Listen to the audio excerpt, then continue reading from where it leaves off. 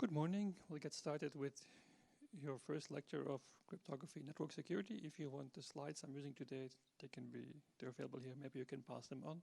They're also already on Toledo. And all the slides I use will end up in the course text that should be available soon, both digitally and also from VTK. So near the break, I will give a bit more explanation about the course, but I just want to dive immediately in the topic first as a warm-up, so you better understand what we're going to do. The good news is, I think I don't have to motivate as much as 25 years ago when this course was taught for the first time why cryptography is important, because cryptography is now a mass product. There is about 90 billion crypto devices out there. You have cryptography in your wallet, in your bank card, your ID card, your access badge for this building or for university services. Your mobile phone has cryptography for Bluetooth, for Wi-Fi, for TLS, same thing for your fixed devices. A modern car today has hundreds of processors and also uses cryptography for secure updates, but also for internal functioning. So cryptography is now everywhere. For this cryptography is a set of mathematical techniques to secure information, and it's still the key element, the key technology to protect communications, to protect stored information, and also, as we will see, to protect information while it's being processed. So the history of computer security research, as it was called at the time, goes back to the 1970s when the first mainframes were being used in commercial applications at larger scale for banks and governments. And also at that time, in the 1970s, you could for the first time have more than one user on a single computer. So until then, there was only one user for the computer. There were more users. And the military and banks were very much interested in what's called the CIA triad, which stands for confidentiality, which means you want to hide information. Integrity, which means you want to protect your information and your systems against changes. And availability, which means you want to make sure your systems are up and running. And at that time, there was mainframes in bunkers. And maybe after a while, terminals were connected. You no longer worked with punch cards. But the big concern then was fires and floods. Because if there would be a fire in the building with the mainframe, could you still operate, could you still work? Today, availability is very different. All the players are now moving to the cloud. So there is central technology in which the leading players are Amazon, Microsoft, and Google. And there is also some Chinese players, and far behind there is some European players. More or less, companies are moving all their data to cloud servers. And in cloud services, your data and the computers are replicated. So you no longer need your computer team. You just buy services at the level of infrastructure, platform, or software. And if you pay more, you get more nines reliability. Reliability is expressed in terms of nines. So 99.999 is in terms of hours or minutes or seconds downtime per year. And so the more you pay, the more nines you get. But of course, if the network goes down, you can't reach your cloud. But so the big problem today, availability is now a commodity in some sense, if you have a good network. But of course, there is also attacks that go after availability. And what you can do is send a lot of data, a lot of requests to servers, and then bring them down. And so availability in the 70s meant something else than today. If you take a training or a course or read a book on cybersecurity, as it's called now, you will always hear about CIA. It's easy to remember, of course, but I'm not a big fan of it because it's an oversimplification. And it's also too much 70s. So for this course, it will be more useful if we look at confidentiality of data, and for this we use encryption technologies. And you can also hide entities. We call this anonymity. This is important if you want to access, for example, medical information, or if you have political speech, or if you're a journalist with an anonymous source, or for voting. Anonymity is very important. It uses the normal cryptography as building blocks, but we'll not look at anonymous systems. There is now 3 courses on privacy technologies. So there is privacy technologies, a basic course, there is the advanced course, and there is privacy and big data. And there we look in detail at anonymity techniques and how to hide your identity. It's also very important that you authenticate your data. So for companies, this is important because it may decide the configuration of the factory and the quality of the product. In a software world, it's about authentication of your software. How are you sure this is the correct software and not software with malware or software that actually will damage your infrastructure? In the financial world, it's very important that you know how much money is on your account or who are your suppliers and your customers and who has to pay you how much money. So without having authentication of data, you can't actually run a society today. And the technique for this we call data authentication is not very imaginative. In the digital world, you also care about who you're talking to, and this is known as entity authentication. So you try to identify users, and that can be human users, but also maybe software users or devices. And it's a bit unfortunate here because cryptographers, we call entity authentication also identification. And that's because there is a famous paper from 1986 from Fiat and Shamir, which is entitled How to Prove Yourself, Solution to the Identification Problem. And this paper was very successful because they made a very clever protocol out of it. They sold it to Rupert Murdoch, who was Canal Plus at the time, and so it was used for pay TV. I guess most of you don't know what pay TV is. It was a Netflix of the 80s and 90s. It came with satellite and with a set-top box and a smart card for access, and that used this protocol in a smart card. This is a bit unfortunate because if you go to a computer security course or you speak to a computer security person, they will say you go to a computer and identification is giving your username and authentication is giving your password. So they mean something else by identification. For us cryptographers, it's proving who you are. For them, it's claiming an identity.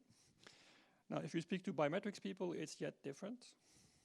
In biometrics, if you go to the border and people will take your passport and look at your photo and maybe also check your fingerprints, they call this verification. So whether you match your claimed identities, they are called verification. On the other hand, if there is a crime scene and you find fingerprints, you try to find out who it is, they call that identification. So you have to be very careful with these terms, identification, authentication, verification, because depending on the context, it means something else. Okay? So the only recommendation I'm going to give is don't use authentication without saying what you authenticate. So the entity, the device, the data, the machine, the software. So that's, I think using authentication by itself is really bad. You almost have to explain at least what you authenticate. Now there is much more complex goals like authorization. There's not only access to data that has not been changed, but you have a file in the computer system. Can you actually execute it? Can you change ownership? This is called authorization. So what you can do with files in addition to read, write, execute, change ownership, and so on. There is accountability. So the technical term is non-repudiation of origin and receipt. So this is more or less mimicking what you do with signatures and registered mail. So if you submit a document, you're actually supposed to sign it in most cases. And if you have a conflict with your landlord, it will escalate or may escalate, and you may end up with registered mail, registered letters. And so something like this you want to create in the digital world as well, where you have evidence. And for this we have signatures and the electronic ID card. So if you're a Belgian citizen or you live here long enough, you get such a card, and you can actually digitally sign documents. And this holds as evidence. The law says that this has same value as a physical signature on a piece of paper. And that works inside Belgium. If you go outside Belgium, good luck to try that. Because it's a European law, but I'm having quite some fun with French administrations who insist that I send PhD reports signed and then I give them a Belgian signature and they say this is illegal. And then I point them to the European law, but in the end I always lose because you can never win from French administration. They always win. There is signing contracts, so more and more. So I'm signing quite some contracts with companies, NDAs, agreements, non-disclosure agreements. So more and more I sign those things digitally, sometimes with stupid technology, like just gluing a scan of my signature on the page. But in fact, there is some companies that have decent solutions that use my ID card or ID cards and a card reader and where you sign things. If you would ever buy something really important, you'll go to a public notary, like if you buy a house. And this person will witness that you actually sign to prevent that somebody can sell on the same day the house twice and get the money twice, right? There is a trusted party that actually witnesses all this and makes sure that it really goes to the right people and that this house has not been sold before. And they will always also add a time of signature. And so again, these things you want to do digitally. But in general, in fact, cryptographers will be much more ambitious. What we want to do today is take any interaction you have, say buying something in an auction, interacting in a social network, maybe even voting, although this is still very hard. So any interaction you can have, we want to move online. And so saying this boils down to C, I, and A is a bit an oversimplification. Right? There is many complex interactions that require more than C, I, and A. They're essential components, but in fact, more or less any interaction you can do, we want to move online. This is our ambition, and to do it, of course, securely, without having to trust, or have full trust in a central party. So the hardest problem is voting, because there you have to make sure that only people who are authorized to vote can vote. You have to make sure that votes cannot be changed, and still you have to stay anonymous. And you have to assume there is malware on the machine, because if something like voting happens, how can you be sure that one party or a foreign nation state is not spreading malware to change the outcome of the vote? So this is why voting is so hard, because you have to have both confidentiality and protection against changes. And so the advice is still that we can now vote after 30 or 40 years of research, but don't do it for really important elections on computers. At least not over the internet. But so this is the kind of things we try to do, so achieve much more complex goals. But today we go back to the simple goals. So what I'll do in this lecture is I'll run very quickly through all the basic technologies and techniques used in cryptography. If you never heard of it, it will be a bit fast, but I hope it helps, because at least you get the seed of the concept planted in your brain, and then we go back in the next lectures in more detail to all these concepts, and we revisit them. But my experience is it's better to give you first an overview so you don't get lost halfway and you don't anymore what serves to what purpose. And there is all these algorithms and methods, and it becomes a bit confusing. So hopefully this quicker overview helps, but of course it goes a bit quicker. So cryptography is more or less as old as writing. So what you have is two parties, Alice and Bob, who want to communicate, and we call this in English clear text or plain text. But unfortunately, there is people eavesdropping. In wireless communication, this is obvious. Just put up an antenna and you can listen. If you read the Snowden documents or you looked at the newspapers 10 years ago, you would have seen that NSA, GCHQ, so the intelligence agencies of US and UK, they actually tap every fiber optic connection they can. So every time an undersea cable comes to land, they actually have a tapping facility. They filter the pictures of the cats, and what they keep is about 20 or 30%, and they store that. If they can't read it, they store it for future use. If they can read it, they analyze it and act on it, more or less. That's what's happening. So we now know that more or less everything that's being sent is eavesdropped on a large scale. You also know that, but that's a bit beyond the scope of this course, that every communication itself is registered. So every time you log onto the internet, every time you call somebody, every time you switch on your phone, this is all registered. It's called metadata, and being used for analysis. And more or less there is a big battle happening in Europe. We have the Data Retention Directive, which forces operators to store all this data for 2 years. This is all your locations, all your calls, all your website visits, all your interactions. Not the content, but the fact that it happened. And of course, location information is highly sensitive. It shows whether you're religious, it shows whether you're sick, it shows who your friends are, and so on. And so the highest European court says this is against human rights, but our states keep collecting this information because they claim that it's needed to keep the state secure. But so this is protection of metadata. This is also collected at large scale, and Europe is very good at this. In the US, in fact, it's forbidden for the government to do this, but in Europe it's mandatory. But for this, again, we need to look at techniques in privacy technology. So we're not going to try to hide there is a communication, but we realize that if you send something, it will be intercepted. And so to protect themselves, Alice and Bob go to the shop and they buy a crypto box, and this crypto box turns this clear text into ciphertext, and now it's supposed to be hard to read for Eve. So this is how you can protect yourself. Now, Eve is not dumb, right? Especially if Eve is a nation state with a budget of $10 or $20 billion. So they will also go to the shop and they will also buy a crypto box, and they have now the same box. So it doesn't really help you. There is a solution for this problem, and so in the past, the security systems were castles, and so if you were rich and important, you built a castle on a hill with a moat around it. And for a long time, the cannons were not powerful enough to actually attack you. So what would the enemy do? They would surround the castle and try to wait just until you run out of food and water. So if you were smart and you had a castle, then you hired an architect and 2 builders, and you designed a secret exit. There is a door in the library, it goes with a tunnel, and then under the moat, somewhere in the bushes, and you could escape. And once these people did their job, what happened to them? They were killed, obviously, because they knew a secret exit, and this exit could be potentially used to attack, so you actually have to kill them.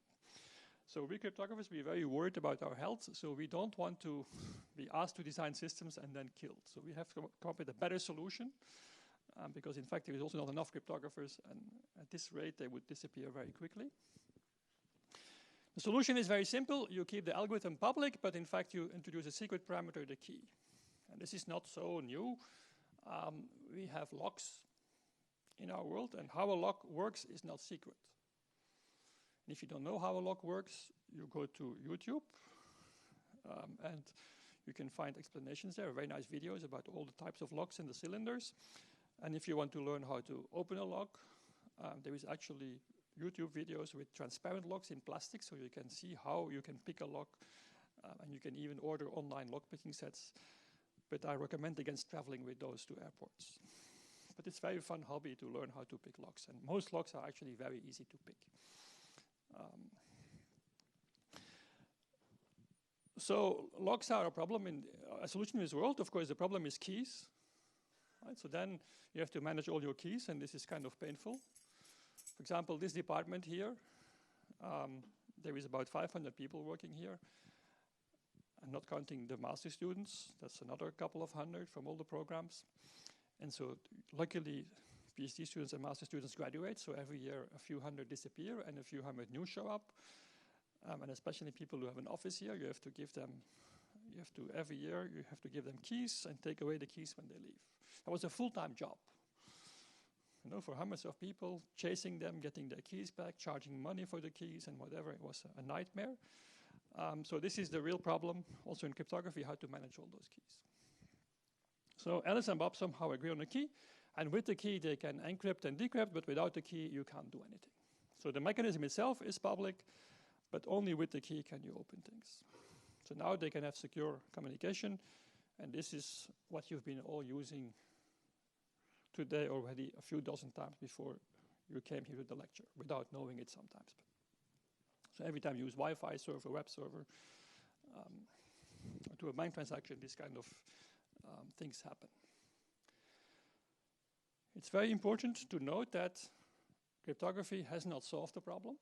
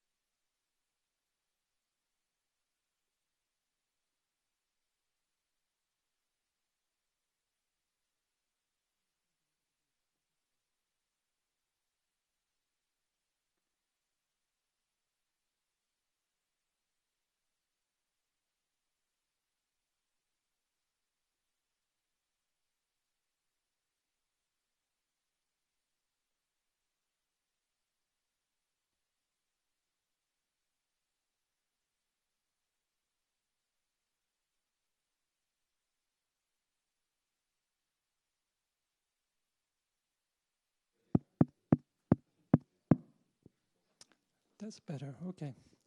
Yes. Sorry, there should be 2. And then this is 3, right? Tuesday. Okay. Who can make it tomorrow? Number 1. Not many. Okay, number 2, October 2.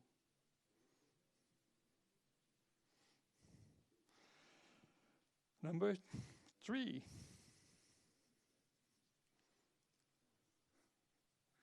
Looks a bit better. Okay, I'm going to put an X here. Let's see. It's number 3, huh? Number 4. Doesn't look too good.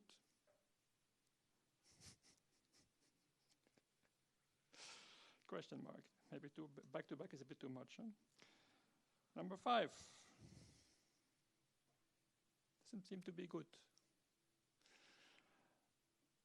Number 6. Your schedule are worse than mine. Okay, number 7.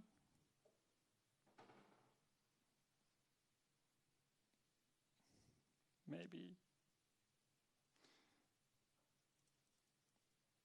Number 8.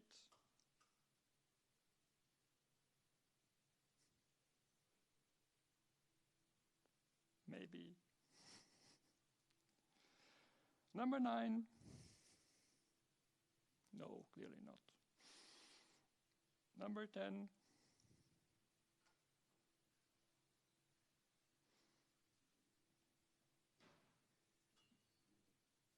Number 11.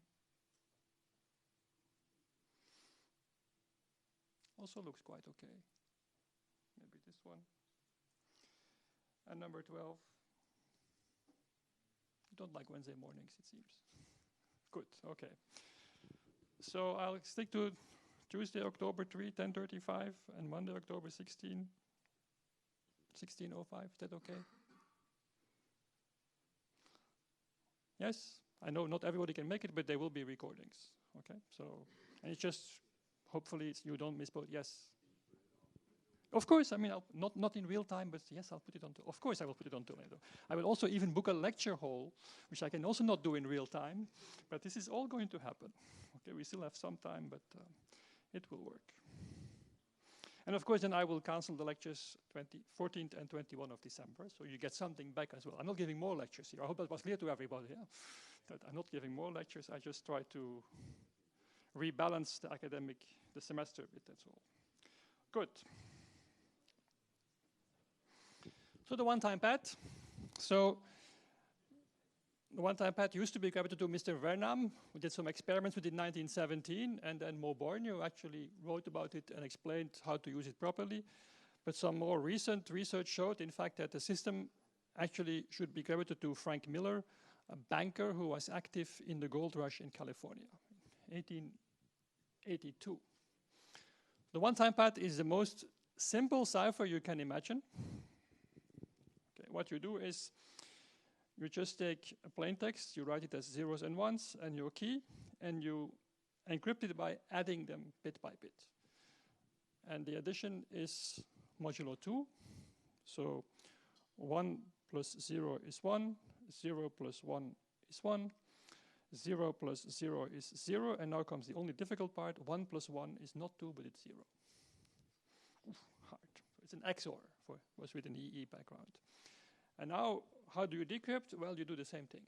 Because if you added a 0, you didn't change anything, so you add a 0 again. If you added a 1, you flipped a bit. And you add a 1 again, you flip it again. So in fact, it works.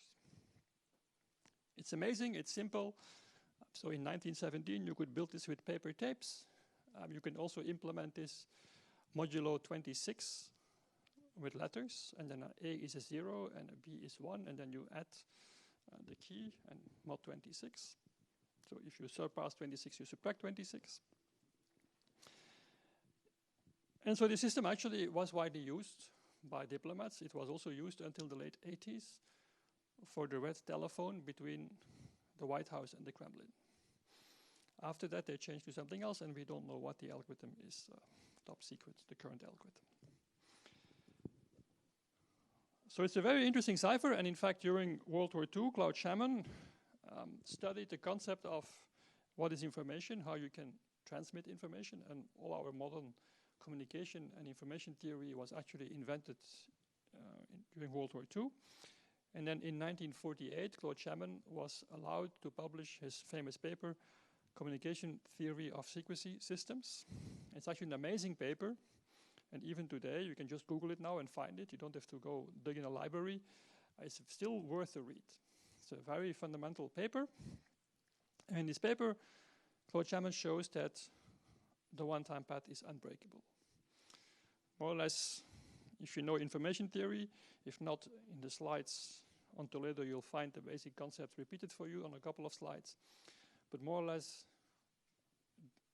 Claude Shannon showed that seeing the ciphertext, you have no additional information on the plaintext. So maybe you knew the plaintext was English, maybe you knew it started with 2 zeros, but by looking at the ciphertext, you get no extra information on the plaintext.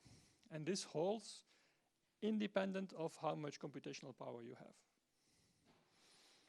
And why is this? Well, because imagine you have a ciphertext here. You have 5 bits. You can just try all possible keys, and you will find all possible plaintext. And you have no idea which one is right. Okay, so more or less, plaintext and ciphertext are statistically independent. That's what his proof consists of. There is a small catch. Namely, you can use your key only once. That's why I call it the one-time path. And so this means that if you want to encrypt 5 bits, you need 5 bits of key. If you want to encrypt a megabyte, you need a megabyte of key. If you want to encrypt a terabyte, you need a terabyte of key. So this is very good for diplomats who carry around these suitcases, and especially these days, you could carry a suitcase with USB sticks. Could be quite some terabytes. But in the past, of course, it was harder to do, but still people used these systems. And in fact, the good news is it's possible to have a simple cipher that's very secure. The bad news is you need a long key, and there is even worse news, is that this is optimal. So if you want perfect secrecy, your key will always be longer than your message. The best you can do is compress your message first and then encrypt it, but you need as many random bits in your key as there is information in your plaintext. So you cannot make this much more practical. There is also a big warning. So the Soviets used the one-time path to communicate between Moscow and the embassies, so between Moscow and Bucharest, Budapest, Havana, East Berlin, and so on. And today, if you have a modern processor, like Intel has a read-rand instruction, it produces random bits at a speed of megabits per second.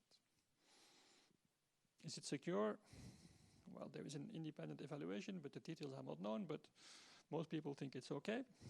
But at the time, in the 40s, generating random bits was hard. How did you do this? You had no computer, so you could hire 100 people, they would throw up coins and then write down heads and tails, but you know, it was kind of painful to do. And so the KGB outsourced the production of keys to a printer, and this printer, well, how many times do you have to print the key for the one-time path? It's a quiz question. So you're the printer and you ordered one-time paths. How many times do you produce each key? 2 times, of course. Once for the sender and one for the recipient. So it's called one-time path, but there is 2 keys. Now this printer thought, well, doing these random bits is so hard, let's just produce it 4 times and nobody will notice. That was a big mistake because already in the 40s, the Americans and the British intercepted all communication, and they discovered the key was reused. So they didn't know where, but you take all communications you store, and it turns out that it's not very deep mathematics. If C1 is P1 plus K and C2 is P2 plus K, if you subtract the ciphertext, you get the difference of plaintext, and there is no key anymore.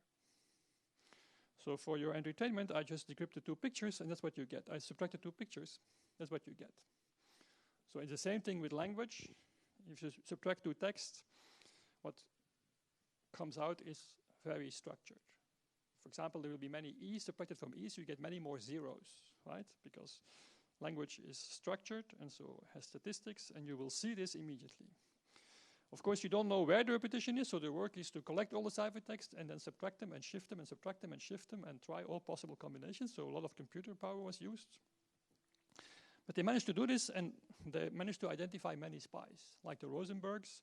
This is a couple that sold the information how to build a nuclear bomb to the Soviet Union. They were identified based on this project, and they were executed. Now we know a lot about Venona, because when the web arrived in the mid-90s, the NSA actually decided to publish everything on Venona. So if you go to Wikipedia, you can find a link to the Venona project.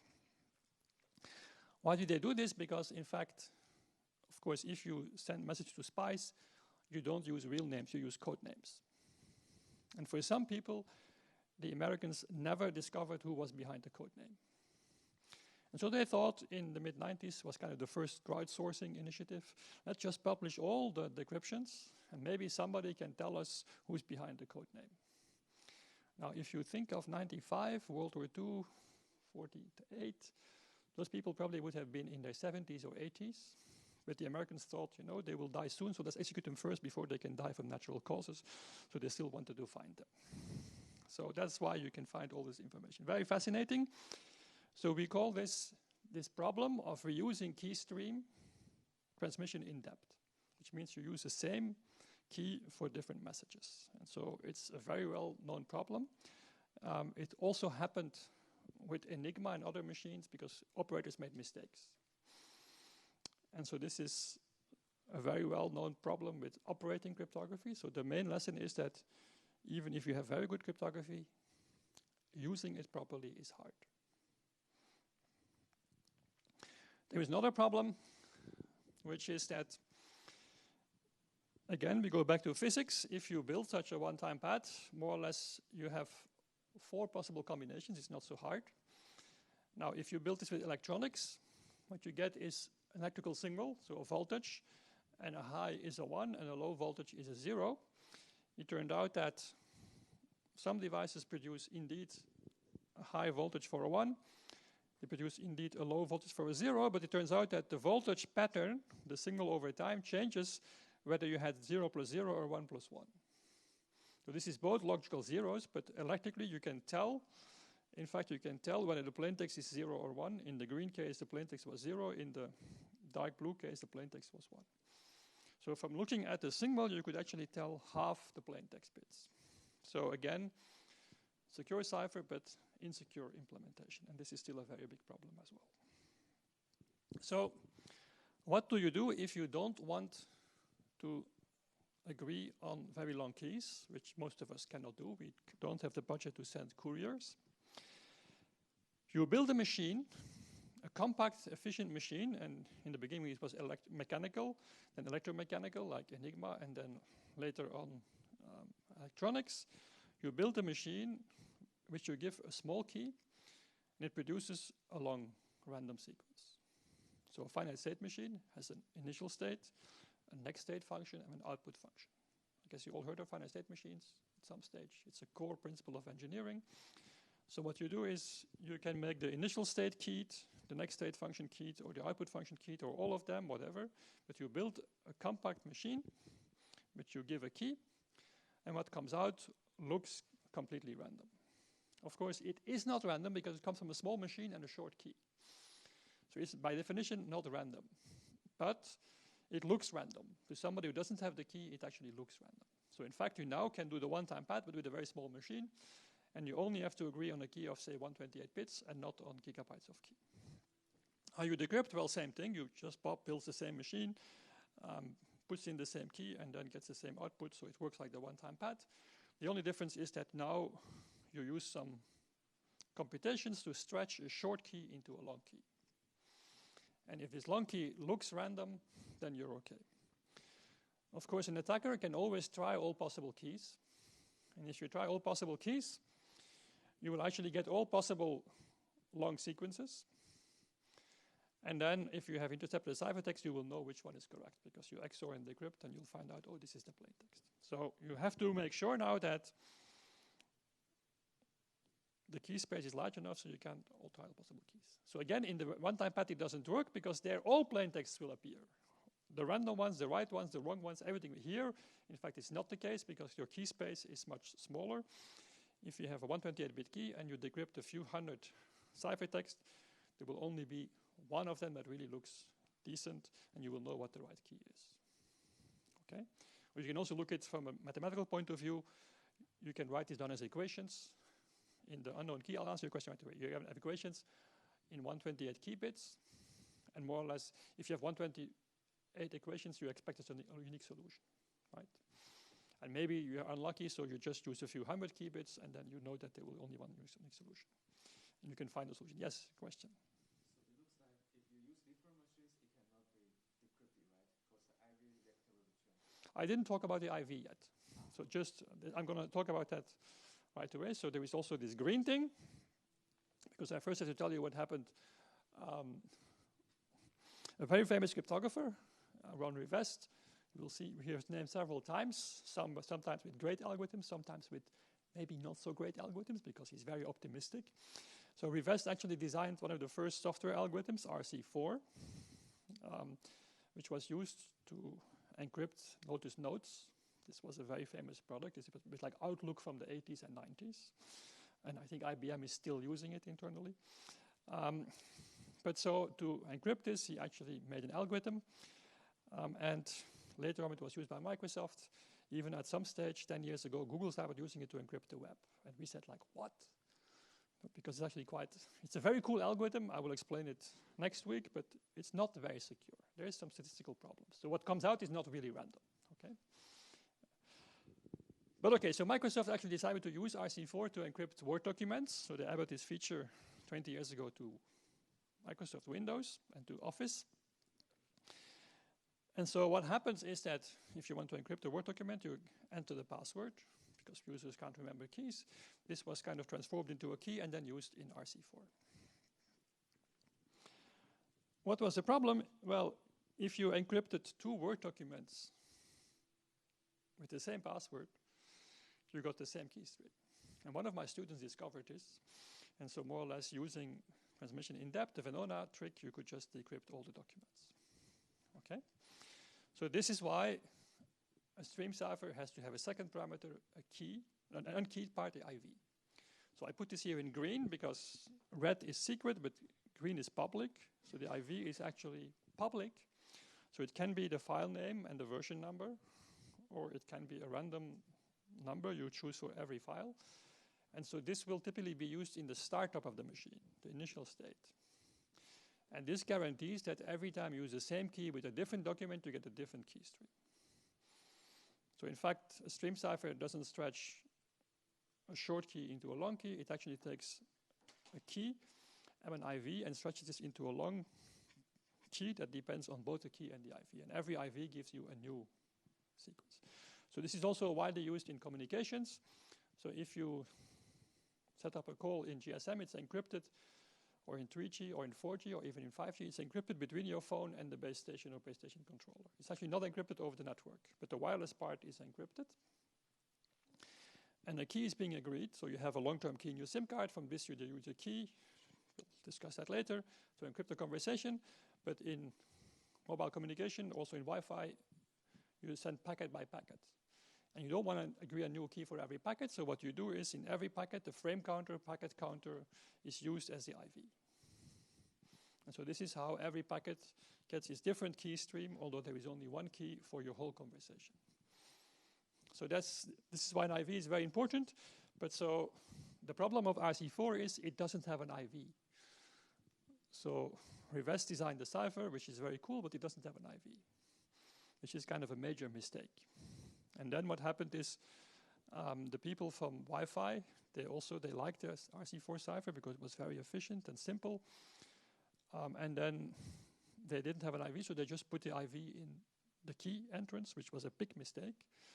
And this is how web crack happens, and how people can, even today, still crack web, because in fact, it doesn't have an IV. And the IV is put in the key entrance, which is a terrible idea. So how big should the key be? Well, let's look at some order of magnitude calculations. So imagine that I Googled a few days ago, the most advanced machine I could quickly find has 24 or maybe 24 cores at 6 gigahertz. it does about 2 to the 57 instructions per second or 2 to the 81 instructions per year. It gives you an idea of what can be done. Okay. Probably this machine or this processor consumes like 100 watt or so if you run it all year, you will get a nice electricity bill. But okay. And so you can also assume that, well, I use here now 1 million machines. So this is, so to get to do the 57 in 1 million machines, so I'm looking like more the NSA kind of style thing. Then you get, of course, an energy consumption of 100 megawatt, which is going to give you a very nice electricity bill at the end of the year. Okay, so it's beyond your budget, it's beyond any academic budget, but some could do it. And so trying a key, well, you have to do some crypto operations, so typically it takes 100 instructions. It can be sometimes 10 or 20, but for more complex cipher, it's like 100 instructions. So it gives you an idea how many keys you can try. So something like 2 to the 80-ish, but you get a very nice electricity bill if you do it using Intel or AMD processors. Now, if you look at Bitcoin, so Bitcoin, in fact, you don't encrypt stuff, but there is a puzzle in Bitcoin, and this puzzle is a hash function. We'll see that right away. But it's also a similar crypto instruction. So we know now that at this moment, the capacity of Bitcoin is about 2 to the 68 hashes per second, or about 2 to the 90 per year, so 2 to the 96 hashes per instructions per year. So in fact, we also know that more or less the consumption of Bitcoin electricity is about 100 terawatt hour per year, so something like the consumption of Austria, and is approaching the one of Belgium. Now it's still much more efficient than the previous one, because in Bitcoin you build specific ASICs to only work on this problem. That's much more efficient, thousands times more efficient, than buying an Intel processor with floating point unit and all the other stuff which you actually don't use. So these are chips that only have this copy of the crypto algorithm. And so if you do this, you can get much more efficient. But it shows you that probably the NSA cannot do 2 to the 96 instructions per year. But I can tell you that the NSA can do 2 to the 60 instructions or so overnight. That's for them nothing, right? That's peanuts. But it gives you an idea there is a limit, and even if computers get faster, so Moore's law holds, you can follow every 18 months the NSA can add 1 bit, but it's very clear that unless we find completely new things, the NSA will never be able to do 2 to 128 computations in a year. They will just not be able to do it because of the limits of physics and the power bills. So it gives you some ideas. So 2 to the 40 is something that you can do on your laptop, because your laptop has a gigahertz clock. So you can do 2 to the 40, whatever it is. 2 to the 60, a PhD student can do this because we have some servers, or maybe you can get some grant from Google or Amazon to do some calculation on a few thousand or 10,000 machines during a few months, and they're willing to help your research. 2 to the 80, that becomes hard because it starts costing. So you can't do it really on normal machines. You have to do this on dedicated hardware. So you have to first build your chips and build a machine. And so you're looking at million investment. So 128 is completely infeasible. Now, there is this speculation that, in fact, on a quantum computer, you can search in, you can gain a factor square root, or you can gain a square root in search, more exactly. So in a quantum computer, if you hide a ping pong ball in this room, somewhere under a chair, by looking at one column of chairs, I can find where it is. So more or less in a quantum computer, searching a 128-bit key does not require 2 to the 128, it requires 2 to the 64. So if you want to worry about this, you double your key length to 256 bits, is what everybody now does. Should you worry about this? Probably not, because first, we still don't have those computers, and second, there is a huge constant factor. So these computers would need 2 to the 70 gates. Okay, and the computers currently being built have a few hundred gates. 2 to the 70, we can't even build 2 to the 70 normal classical gates, let alone 2 to the 70 quantum gates. So I'm not so worried, but if you are worried, use some 56 bits, and then you really are safe. So that's the good news, that more or less everything above 80 bits protects you against the NSA and large governments. And if you take 128 bits, you're secure for 20 years, maybe even for 50 or 100. And if you're really, really paranoid, use 256-bit key. And it's not so hard. It doesn't cost you much more, right? It's still quite easy to do. The reason why we have been using for in the 80s, 90s, and the noughts, we have been using short keys because governments insisted on this. Because they, for example, for GSM, the key was 64 bits, and then the governments complained, and so 10 key bits are always put to 0 in GSM, so that they can actually find the key faster.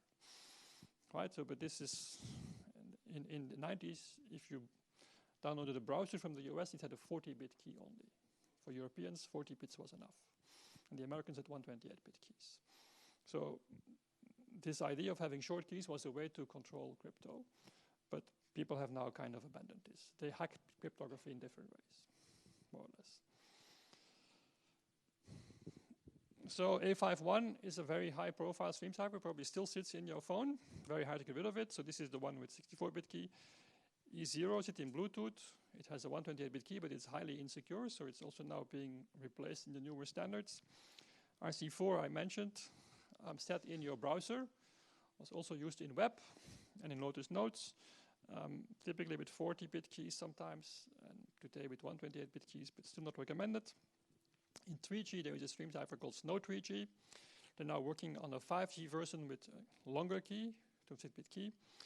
And here's some other ciphers that you may find of interest. So Cha-Cha-20 is one that actually is used for TLS in Google, as an example. They use Cha-Cha-20, which is another stream cipher. So in the late 60s, early 70s, it became possible to put cryptography on microchips, so very large scale integration, and memory became cheaper. And so in fact, there were quite some reasons to no longer encrypt bit by bit or byte by byte, but to encrypt by block. If you encrypt by block, what you can do is you actually take 64 bits, today 128 bits, you read it in, you can do many operations, hundreds of operations, then you output the block transformed.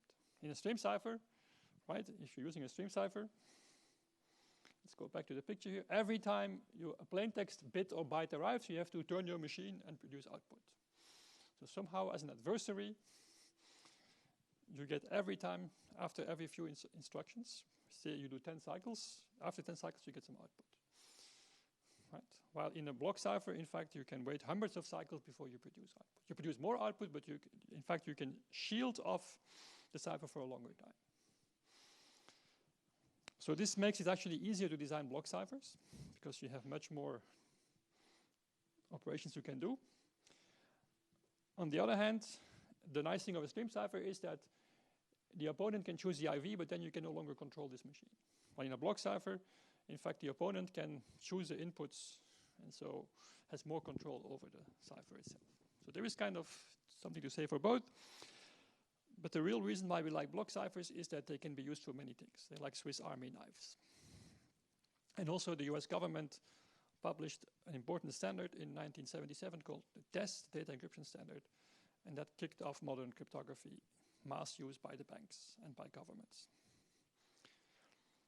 So you work on larger operations. What you do is you take these 128 bits, you take a simple operation, do it many, many times until everything is thoroughly mixed, and then you output it.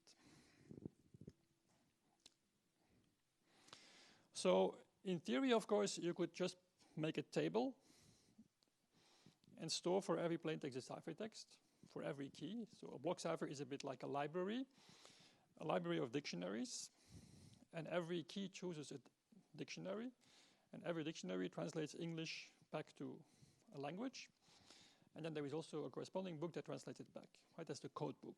So in principle, you could think of a block cipher like this, but of course, as soon as your block length is more than 32 bits, it means that your code book is gigabytes. So in fact, you will not be able to make a block cipher with 128 bits by storing for every plain text a ciphertext. It's just too much, right? It's just like computations, you can't do more than 2 to the 90. You can't store more than 2 to the 50, 60. This is exabytes. This is what's being done for weather systems, but then it stops. You can't store 2 to the 90 bits.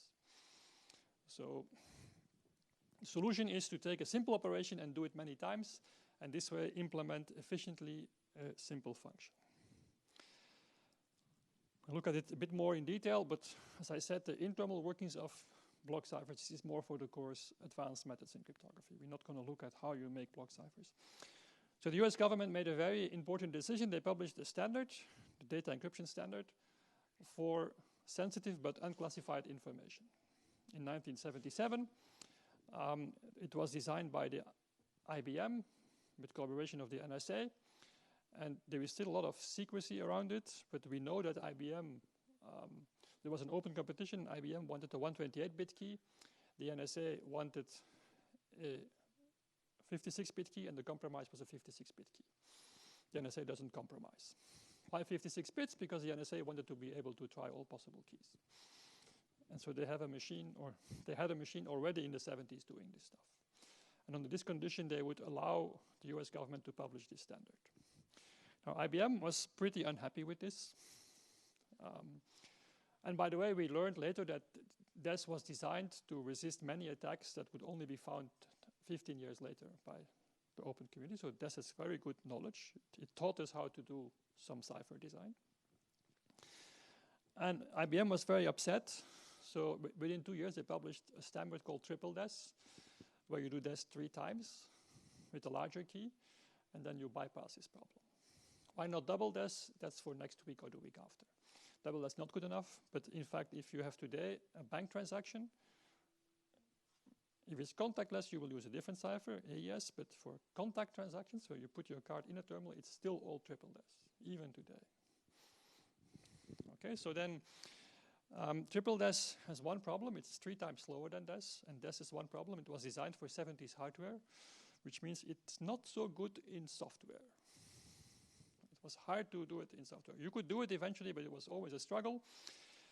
So DES also had a 64-bit block length, which was a problem. So in 1996, the US government announced an open call for new block ciphers, like the Olympic Games for cryptographers. And so IBM competed, Deutsche Telekom, the RSA company, and you may remember the winners is KU Leuven, so Professor Rijmen, and then Johan Damen, who is now a professor in the Netherlands, who was at that time working in the financial sector. They made a cipher called Rijndael, which became the advanced encryption standard.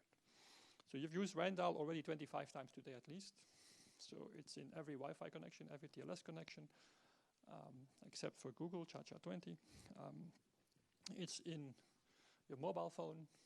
There is an AES instruction in every Intel, AMD, and in many ARM processors. So AES is now everywhere. In your 3G phone, you still have Kazumi, which is an older block cipher, and your 4G phone, a smaller block length. And there is also bad examples of block ciphers. So if you have a car key from a bit older, they used a small block cipher called Keylog, designed in South Africa, which we actually broke as soon as it became public. So it's not very secure, but there is, of course, today there is hundreds of block ciphers, but the most important ones are still AES and triple DES. So AES comes in 3 variants. So the standard was published in 2001, so 22 years ago. The basic version has a 128-bit key, has 10 rounds of every time simple operation that you repeat 10 times. The more advanced version uses a 256-bit key and has 14 rounds, so it's 40% slower.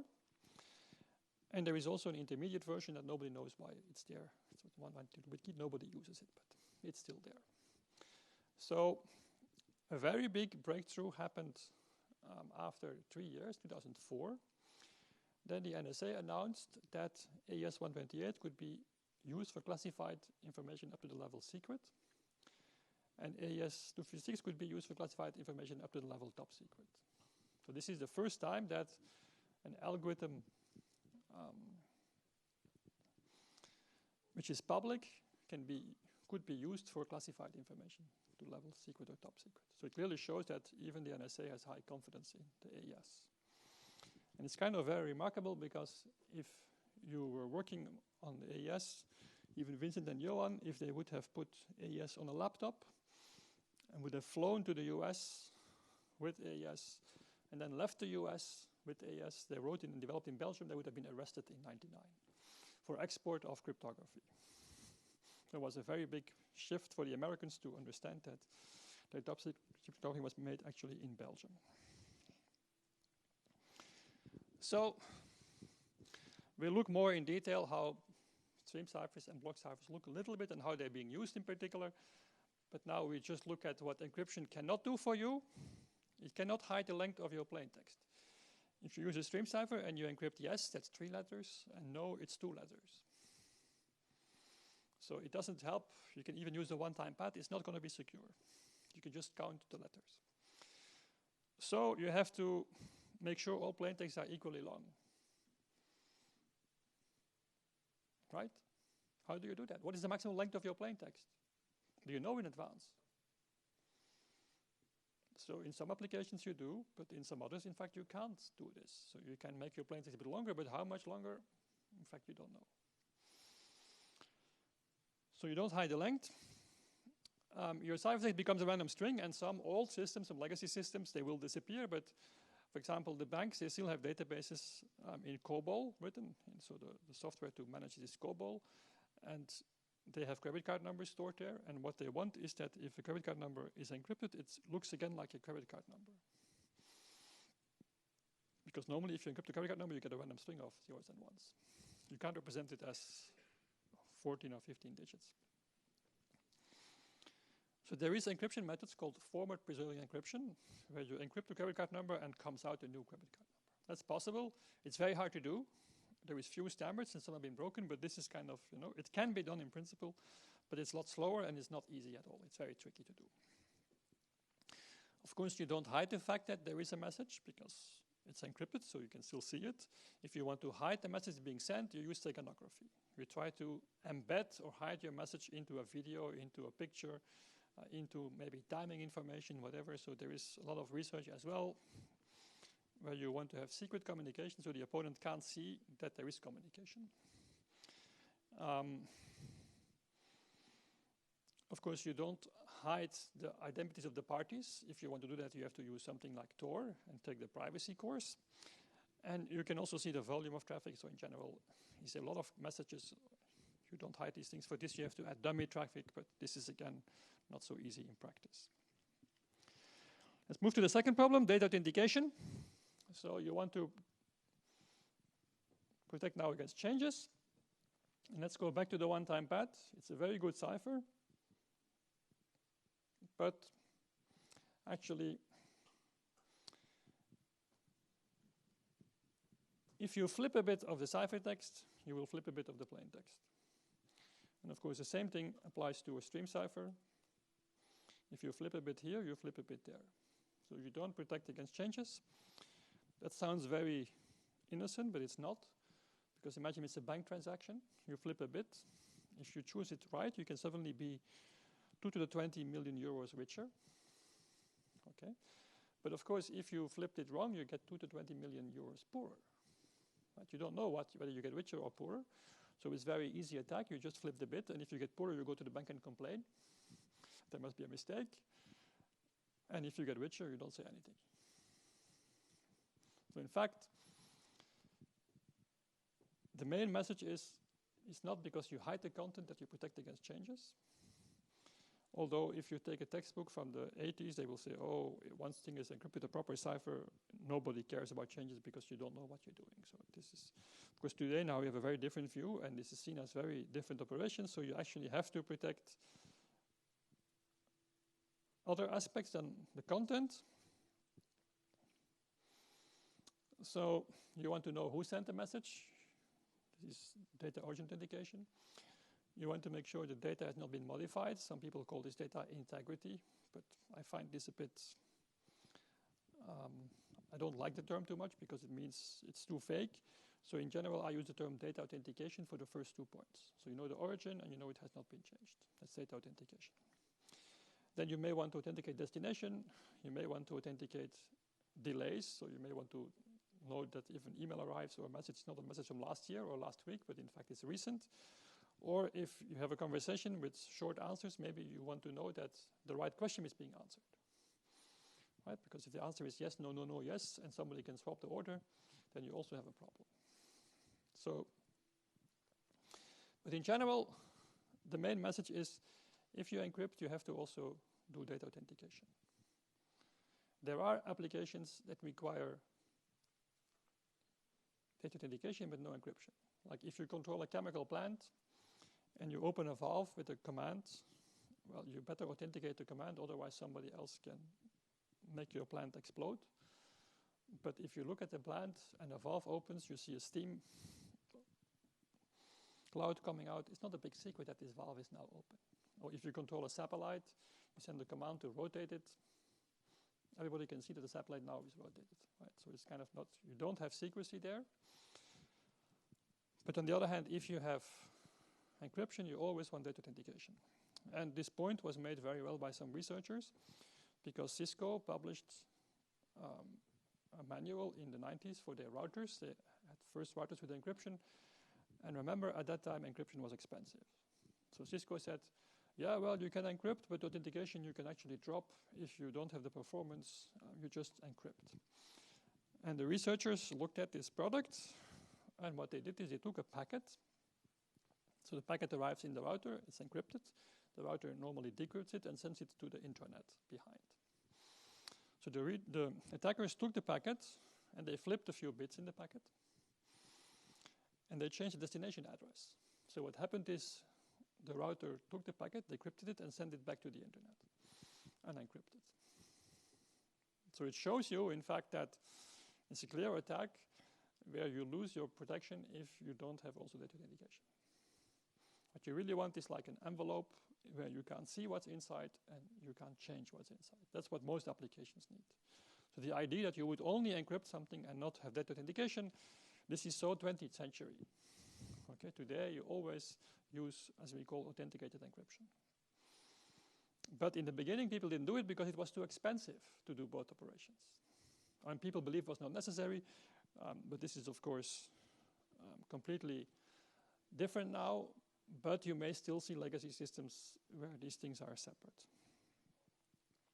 There is other problems, like if you have a bank transaction where there is €100 in my account, this is authenticated, so you can't change the amount, you can't change the source, but what if I copy this message and send it 1,000 times? Now I get €100,000 in my account. So the banks stop this by giving every transaction a serial number, and your bank card has a counter, and the first thing when you put your bank card into a reader is it will increment that counter. So you can never have the same transaction with the same transaction number for two transactions. The counter is always incremented, and they will only act upon every transaction once. There's other problems like how you deal with very long streams. You can't watch a movie and then only find out after 2 hours this was not the right movie. It was modified, so you have to do it intermediately. What about versioning systems? So in software, you may want to prevent people going back to older versions.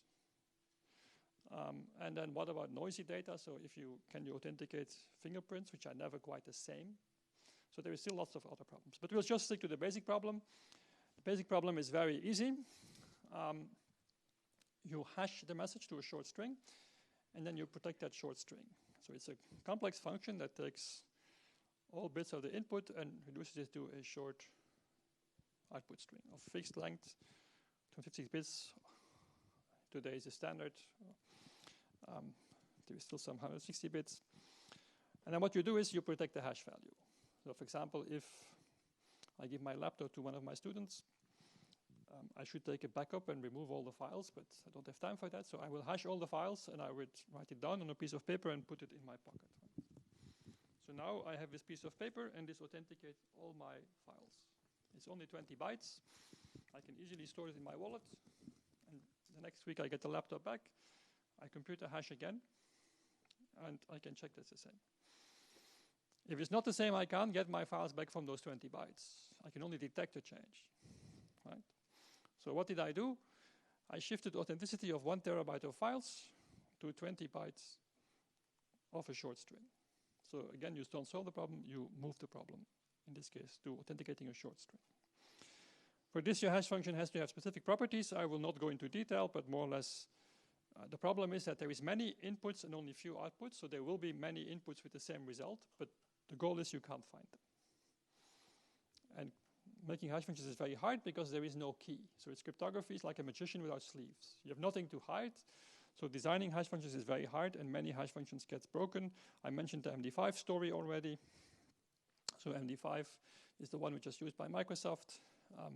But also the NSA had SHA-0, which was broken, SHA-1, which is broken, and now they have SHA-2, and people trust them for some reason. So the whole world uses SHA-2, but in fact the NSA made 2 previous hash functions, and they messed up badly. Then the US government made a new competition. They could have saved the effort because the Belgians won again. So the SHA-3 standard is, CatChack is done again by Johan Damen and another set of his colleagues in Belgium. Second option, and then we'll end for today. So you can also do another thing, which is compress with a key. It's called the MAC, or Message Authentication Code. And then the goal is that if you don't have the key, you can't predict what comes out. So how do you use this? So you send your transaction, your command set to your satellite, and then you compute a MAC on it, and this is attached. This is a short string of, say, 8 bytes. You attach to the message to the command. What does the other party do? Bob receives this command. Bob also has the key. He recomputes this MAC value and checks it's the same as the one sent along. If that's okay, he accepts the message. If not, he will not execute the command or the bank transaction or whatever it is. So what does the attacker do? Well, the attacker, you can of course always modify the command, but if you don't know the key, you don't know how this MAC should be updated. So if you don't know this key input, you don't know for a new message what the output should be. So you can't predict this function. And so today MACs are used every time you do a payment in a shop, even contactless or contact, there is always a MAC being computed. For every payment with a card, there is a MAC being computed. Every packet sent over the internet with a secure connection, TLS, IPsec, SSH is MAC'd. Satellite commands are MAC'd, so MAC is one of the most widely used primitives. And one of the ways to make a MAC is actually do it based on a block cipher. We'll have a separate lecture on this, on MAC and hash, so I will not go too much in detail, but this is one of the reasons why block ciphers are so popular, because you can take here a message, you encrypt it with AES, you XOR this to the next block, you XOR the next block, you take a different key, and now you keep half the output, and this is a good MAC. This is widely used. So AES can be used to encrypt, but also to make a MAC. And this is why people like block ciphers, because you can do so many things with them. Good, that was a bit quick. So what we'll do next lecture, that's going to be, I don't remember, but I think Monday, we'll look a bit further. And so we'll answer the question, do Alice and Bob need to share a secret key? Can we actually do cryptography without sharing a key? And the answer is luckily yes. If you go to my homepage, you'll find my email PGP key, so you can send me an email without having to come to me and agree on a key. Or every business you have on the web, in fact, a secret key is agreed between bol.com or amazon.com or your bank and your browser based on an open conversation. And this is the magic of public key cryptography. You have an open conversation, and one of the keys is public. The decryption key is secret. That's an invention from the 70s, and this is now widely used to secure the internet and also to put digital signatures.